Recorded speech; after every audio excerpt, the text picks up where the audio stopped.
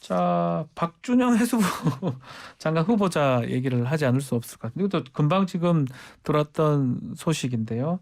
결국은 사퇴를 했습니다. 이 사퇴는 뭐 이동영 작가가 어느 정도 한 명 정도는 예상했던 것 같은데 예. 이런 사퇴를 혼자 하지는 않았겠죠. 그냥 정말 제가 못하겠다. 뭐 예. 부인 문제 지금 많이 문제됐잖아요. 예. 못하겠다. 이거보다는 어느 정도 교감은 있었다고 봐야 됩니까?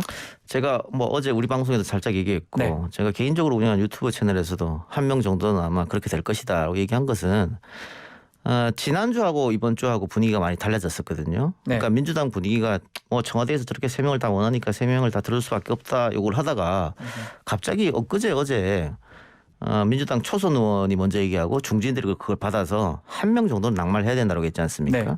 그건 저는 청와대랑 어느 정도 교감이 있었다고 보고요. 왜냐하면은 다른 것보다는 국무총리 인준이 중요한 거거든요. 네. 그러니까 장관 3명 자리는 야당이 반대한다고 하더라도 대통령 임명하면 그만입니다. 임명권자가 임명하면 그만이기 때문에 그건 큰 문제가 없는데 국무총리는 인준 절차를 거쳐야 되기 때문에 야당이 반대했을 때 바로 그냥 투표해서 표결하기가 쉽지 않은 그러니까 정권에 부담이 되는 거죠. 그렇죠. 근데 야당에서 저렇게 3명이 다 안 된다고 하면서 사실은 별 문제 없는 김부겸 국무총리 후보자까지 연결을 했기 때문에 여기서 판을 돌릴 수 있는 방법은 청와대는 3명 다 그대로 가자고 했으니까 네. 한 명 정도 양보하면 여론의 물꼬를 돌릴 수 있을 것이다.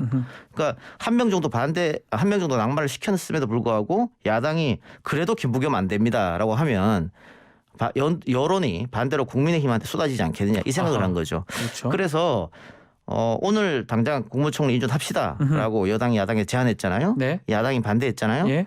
이거 시간 끌면은 야당에게 불리해요. 자, 그러면 두 가지 정도 질문을 좀 해야 될 것 같은데 언론에서는 지금 당청 갈등 이번 인사 관련해서 그런 얘기를 하고 있는데 그러면 이 작가 말로는 그런 당청 갈등 부분은 아니다. 언론에서 좀 앞서가는 거다. 이런 겁니까? 그거는 당정청이 만나서 이야기를 했기 때문에 그렇죠. 예, 국민 눈높이 이야기하고 뭐 예를 들어서 3명 중에 2명 이상이 낙마를 했다고 한다면 그거는 뭐 청와대 이야기랑 다르니까 그러나 한 명이기 때문에 한 명이니까. 거기다가 이 한 명이 정치인 출신이면 문제가 좀 생겨요. 관료 출신이죠. 이 관료 출신이잖아요. 그러니까 진급해서 올라간 사람이기 때문에 국민적 관심도는 정치인보다는 떨어질 거 아니에요. 그런 점에서 큰 무리 없었다. 그래서 당정청 갈등이라고 보기는 어렵고요. 지금 민주당에서 아마 7시입니다. 7시죠? 예. 7시에 본회의 연다 그랬는데 예. 의석수가 많기 때문에 본회의 열어서 인준은 가능합니다. 그러면 인준을 한다. 자, 근데 여기서 이제 공은 어디로 넘어갔냐면 그렇죠. 이게 이제 좀 궁금한 부분이 이게 국민의힘으로 됐어요. 넘어간 거예요. 자, 여기서 그럼 인준하는 처리한다고 해서 본회의를 열었는데 보이콧을 할 것이냐. 들어와서 안 찍을 것 반대를 네. 할 것이냐. 7시인데 다 됐습니다. 예. 시간은. 네. 자, 국민들 보기에 그 새 후보자는 도덕성에 문제가 있는 것 같다. 어허. 다만 김부겸 후보자가 무슨 문제가 있지? 그러니까 문제가 있다고 하면 지난번 행정안전부 장관 할 때 다 나왔어야 되는데 그렇죠. 그때 클리어가 됐는데 이번에 새롭게 나온 것은 딸 부부가 라인펀드 그 문제거든요. 근데 네. 살펴보면 그 피해자인 거잖아요. 피해자라고 보는 게 맞죠. 예, 사실. 피해자를 마치 뭔가 혜택 얻은 것처럼 이야기한 거였기 때문에 국민들 볼 때 별 문제가 없는데 이거를 그 새 장관 후보자의 결격사유와 연계시켰다. 그렇게 하는 좀 문제가 있죠. 그래서 만일 한 표도 나오지 않는다고 해도 국민의힘은 문제고 아하. 만일 들어가서 국민의힘 일부 의원들이 10표든 뭐 20표든 반대를 했다. 찬성을 하는 거죠. 찬성을 해도 김부겸 괜찮다. 그렇게 해도 문제잖아요. 문제네요. 아니, 들어가도 문제가 안 들어가도 문제네. 들어가도 문제고 안 들어가도 문제고 딜레마에 쌓여 있는 거지 국민의힘이. 그래서 공은 지금 국민의힘이 넘어간 거예요. 아니 그러면 지금 사령탑은 김기현 원내대표입니다. 뭐 대행을 지금 하고 있기 때문에 이게 어떻게 하기도 좀 애매한 상황인데 이게 본인의 의도된 플레이일까요? 어떨까요? 그러니까 김기현 원내대표에 이제 당선이 되면서 약간 싸우는 야당의 모습을 보여주고 그렇죠. 강한 모습을 많이 보였거든요. 이때까지. 뭐 대통령 만나자 해도 안 만나고. 안 만나주고. 뭐 작물이다 뭐 이런 네. 표현도 썼었고요. 그러니까 지금 같은 경우에도 장관 3명 플러스 김부겸도 안 된다도 사실 강성 모드인데 지금 원내대표도 고민이 클 겁니다. 지금 어쨌든 민주당은 한다고 했거든요. 네. 그러니까 반대해도 인준은 된단 말이에요. 그러니까 정부적으로 판단했을 때 반대를 하거나 혹은 찬성을 하거나 우리 당에 뭐가 도움이 될까 이런 생각을 해야죠. 한번 예상 좀 해주세요. 들어올 것 같아요? 안 들어올 것 같아요? 또 들어가서 대부분 뭐 반대할 것 같은데 네. 그래도 소신 있는 국민의힘은 예를 들어 하태경 의원 같으면 쿨하게 처리해주자 그랬단 말이죠. 하태경 의원 등등 몇 명은 찬성표를 던질 것 같기도 해요. 그렇게 되면 또 그것도 국민의힘으로서는 머리 아픈 일이죠. 7시니까 시간이 지금 얼마 없지만 뭐 좀 있으면 저도 막 들어가는 것밖에 방법 예. 안 들어가는 게 더 큰일 날 것 같거든요. 그러면은 뭐 협치는 여당만 하는 건 아니잖아요. 네. 야당도 해야 되는데 어쨌든 한 명이 장관 후보자 한 명이 포기 의사를 밝혔고 청와대가 받아들였으면 야당의 요구는 어느 정도는 들어줬다. 그런데 보이콧을 한다? 음흠. 혹은 인준을 거부한다?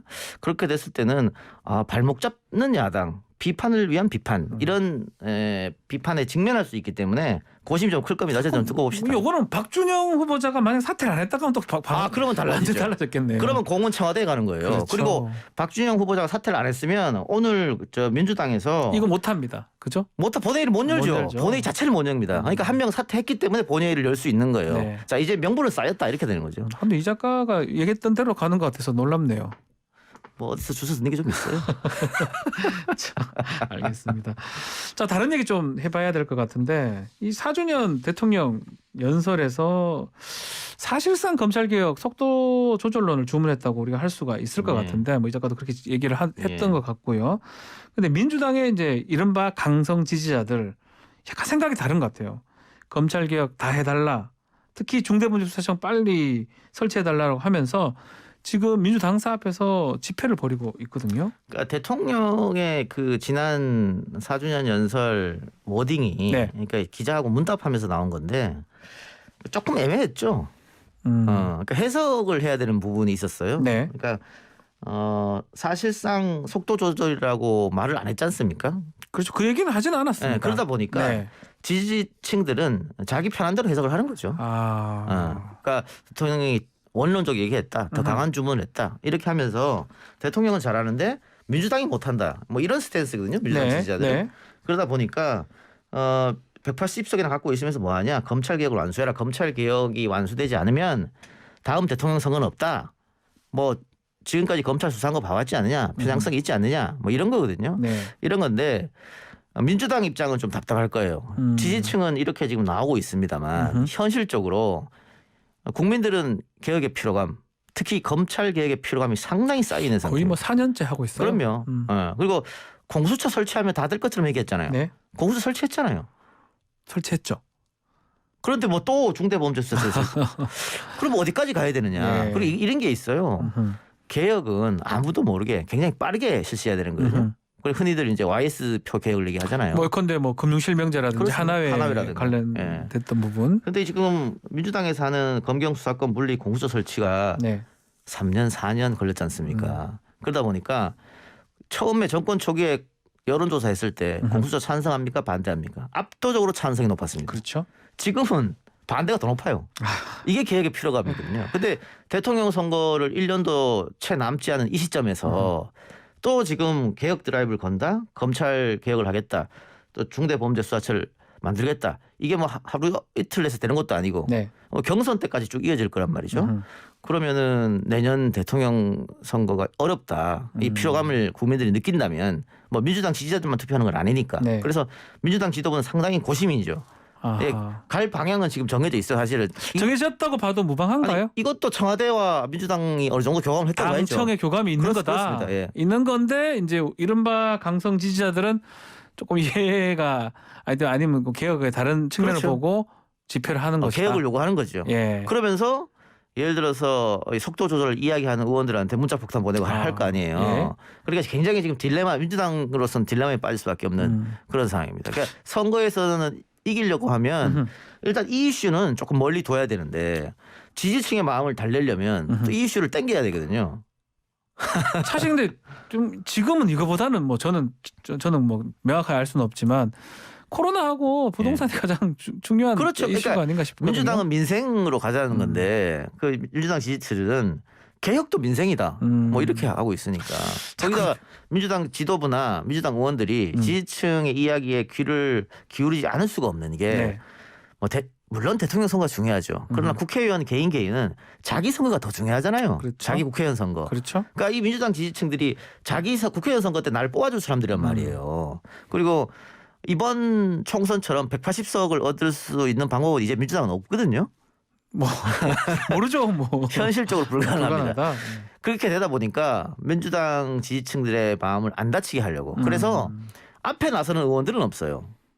아 그러면 지금 김용민 의원이나 황운하 의원 역할이 좀 클 것 같기도 하거든요. 그래서 황운하 의원이나 김용민 의원이 지금 드라이브를 걸고 있죠. 네. 김남국 의원도 함께. 네, 같이 하는 것 같아요. 근데 뭐 세 사람도 민주당 의원들도 만나고 뭐 청와대 관계자들도 만나고 여러 가지 대화를 나눌 겁니다. 네. 예. 만약에 수사청 얘기가 계속 나온다면 내년 대선에 좋은 영향을 끼치진 않을 것이다 이렇게 보는 건가요? 그렇죠. 계속 예. 이 정도 하고 마무리가 오히려 아니. 민주당 입장에서는 유리할 수 있을 것이다. 왜냐하면 지금 야권 후보 중에 민주당의 위협적인 인물은 윤석열 전 총장밖에 없잖아요. 그렇죠? 나머지는 다 두 자릿수도 안 나오잖아요. 네. 여론조사하면. 네. 그러니까 윤석열 전 총장만 어떻게 하면 다음 대선에 쉽게 이길 것 같은데 이 수사청 문제는 결국은 검찰에 힘 빼는 거잖아요. 네. 그러면 대한민국 언론은 어떻게 쓸까요? 이 집권당이 중립적인 검찰을 탄압한다 이렇게 쓸 거 아닙니까? 그러면 그 탄압받았던 검찰에 탄압받았던 상징이 윤석열이잖아요. 그렇죠. 그러면 윤석열 지지율 올라가겠죠. 수사청을 갖고 오면서 검찰 개혁을 얘기하면 얘기할수록 윤석열 지지율은 올라갑니다. 실제로 돌이켜 보면 윤석열 총장이 나갈 때가 이때예요. 수사청 얘기가 나오면서 검수완박 무슨 부패 뭐 그러면서 나왔었거든요. 그렇죠. 게다가 윤석열 전 총장의 지지율이 수직 상승할 때가 조국 장관하고 붙었을 때, 네. 추미애 장관하고 붙었을 때 이때 올라갔거든요. 그러니까 여권 관계자들이랑 싸울 때 올라간단 말이에요. 네. 이것도 지금 윤석열 전 총장이 자기 지지율 올리기 딱 좋은 그런 소재죠. 이게 정무적으로 전략적으로 봤을 그럼요. 때는 사실 뭐 그 옳고 그름 떠나서 여건에 불리할 수 있다. 요 이슈가. 이동형의 촉 시간은요. 네. 옳고 그름을 논하는 시간이 아닙니다. 그래도 좀 옳고 그름도 얘기를 이게 해야죠. 무조건 전략적으로, 정무적으로 촉만 촉만 얘기하는 겁니다. 중요하다. 앞으로 이렇게 전략적 판단해서 어떻게 될 것이다. 네. 그리고 사실은 A, B, C로 가야 되는데 저 사람들은 왜 D, F로 갈까? 아하. 이런 거 알려주는 거예요. 그런 것들 알려줍니다. 네. 자, 그럼 하나 더 질문을 드리겠습니다. 자, 옳고 그름이 중요하지 않다고 했으니까요. 이 시간은 그렇습니다. 네, 알겠습니다. 옳고 그름 중요하죠. 여기서. 자, 언론개혁 얘기를 하지 않을 수가 없는데 또 검찰개혁하고 마찬가지로 이 이른바 강성 지지자라고 분류된 사람들이 언론개혁도 속도를 안 낸다고 말을 하거든요. 또 어제 보니까 송영길 대표하고 최강욱 열린민주당 대표서 둘이가 만나서 언론개혁 얘기를 좀 했던 것 같은데 이건 어떻게 추진이 될 것 같습니까? 그러니까 지금 민주당 지지층들이 원하는 것은 검찰개혁 언론개혁이잖아요. 네. 근데 검찰개혁은 말씀드렸고 만일 민주당 지지층들이 원하는 대로 하면 대선에 불리해진다 말씀드렸고 언론개혁은 이미 올라간 법안들이 많이 있어요. 그러니까 민주당 의원들이 뭐 정청래 안도 있고 김남국 안도 있고 여러 개 올라가 있잖아요. 뭐 열린민주당의 최강욱 안도 안도 있고요. 네. 네. 이번에 김남국 의원이 또 알고리즘 안도 있고 포털 투명화 법안. 네. 그거 통과시키면 되죠. 그러니까 사실 하려면 할 수 있는 거예요. 그럼요. 바로 할 수 있는 거네요. 근데 이게 중대본부수사청 이 문제는 법안을 설립한다고 끝나는 게 아니거든요. 네. 그 법안 내용을 보면 1년이나 2년 유예를 하게 돼 있고 그렇죠. 뭐 박주민 변호사가 법률가에 더 잘 알겠지만 이게 수사진들을 다시 꾸려야 돼요. 네. 그리고 검찰에 있는 수사진을 다 빼고 그럼 어떻게 다 옮깁니까? 어떻게 해야 되는 겁니까? 지금도 골치 아픕니다. 지금 공수처하고 지금 검경수사권 조정했는데 이제 일선에 검사하고 경찰들이 혼란을 겪고 있어요. 그러니까요. 검사들은 일이 없고 네. 경찰은 일이 너무 많고 이런 상황에 거기다 공수처까지 꼈잖아요. 근데 공수처는 지금 정원의 반도 못 뽑은 상황이지 않습니까? 네. 혼란스러운 게 사실입니다. 지금. 근데 여기서 수사청을 또 만든다. 그래서 문제가 있죠. 예, 그렇기 때문에 이거는 언론 개혁의 법안을 통과시키는 거랑 검찰 개혁의 법안을 통과시키는 건 완전 다른 상황이거든요. 그러니까 이거는 투트랙으로 민주당 입장에서는 투트랙으로 가야 된다. 아하. 다만 민주당 지지자들 입장에서는 아니다. 함께 묶어서 하나로 가라. 뭐 6월 달까지 통과시켜라. 뭐 이런 거죠. 요 질문은 드려야 되겠네요. 그럼 강성 지지자들이 원하는 언론 개혁, 검찰 개혁, 뭐 강성 지지자뿐만 아니라 많은 국민들도 민주당 지지자들이 원하는 것 같은데 결국은 정권 재창출이 필요할 것 같아요. 민주당 지지자들 입장에서 그렇죠. 대선 앞두고 우리 이동영 촉 어떤 조언 가능할까요? 아니 뭐 사실은 언론 개혁이나 검찰 개혁이나 개혁은 필요한 거죠. 네. 필요한데 검찰 개혁 같은 경우에는 지금의 국민들이 민주당 정권이 중립을 지키려고 하는 검찰을 음. 흔든다. 자기 편은 안 건들고 남의 편만 건들다. 예. 이런 생각을 하는 분들도 꽤 있을 거 아니에요. 약간 그렇게 비춰지는 측면도 있고요. 민주당 언론 지지자들은 통해서 그렇게 예. 생각 안 하겠지만, 안 하겠지만 그렇게 네. 생각하는 사람도 있단 말이에요. 국민의힘 지지자들은 당연히 그렇게 그렇게 생각할 생각할 테고. 거고. 근데 그런 사람들한테 검찰의 힘을 더 빼겠다. 음흠. 검찰 개혁하겠다. 그게 먹히는 워딩이 아니지 않습니까? 예. 그렇기 때문에 거기다가 또 유력 대권 후보가 윤석열이니까 네. 검찰총장, 검찰 출신. 네. 그런 점을 봤을 때는 제가 말씀드렸다시피 청와대와 어느 정도 교감이 됐다 이 부분에 대해서는 네. 그렇다면 민주당 지지자들이 청와대와 당을 믿고 좀 기다려주는 조금 기다려주는. 그게 만약 필요하죠. 한다면 그 완성은 아니면 그 더 진화는 다음 정권에 그러면 가능하다. 다음 정권에 할 수 있는 것이죠. 언론 개혁도 마찬가지입니까? 언론 개혁은 지금의 법안을 하면 돼요. 가능하다. 그러니까 지금의 우리 언론은 좀 문제가 있다고 많은 국민들이 판단을 해요. 네. 예. 여러 가지 것들 뭐 제가 일일이 다 말씀 안 드려도 다 아실 테고. 그리고 언론 신뢰도 조사하면 맨날 꼴찌잖아요. 전 세계에서. 전 세계 꼴찌입니다. 예. 자유도는 1등이고요. 예. 그리고 뭐 일단 쓰고 그다음에 아니면 말고 네. 피해 입어도 보상 안 하고 뭐 이런 거지 않습니까? 네. 이런 것들은 조금씩 법안으로서 개혁하면 되기 때문에 또 여기에서 반대하는 국민이 그렇게 크지 않기 때문에 또 이건 또 그렇게 시끄럽지 않을 거기 때문에 네. 이 부분과 검찰 개혁은 따로 나눠서 투트랙 하는 그렇게 봅니다. 이야, 예리하네요. 네. 아, 예리한 거 자랑하려고 이거 만들었어요. 알겠습니다. 다음에는 또 국민의힘이 집권할 수 있는 방법을 제가 또 알려드리도록 하겠습니다. 그것도 궁금합니다. 궁금해하시는 분도 있을 거예요. 예, 박진별 선 다음 주 목요일 날 뵙겠습니다. 수고하셨습니다. 감사합니다.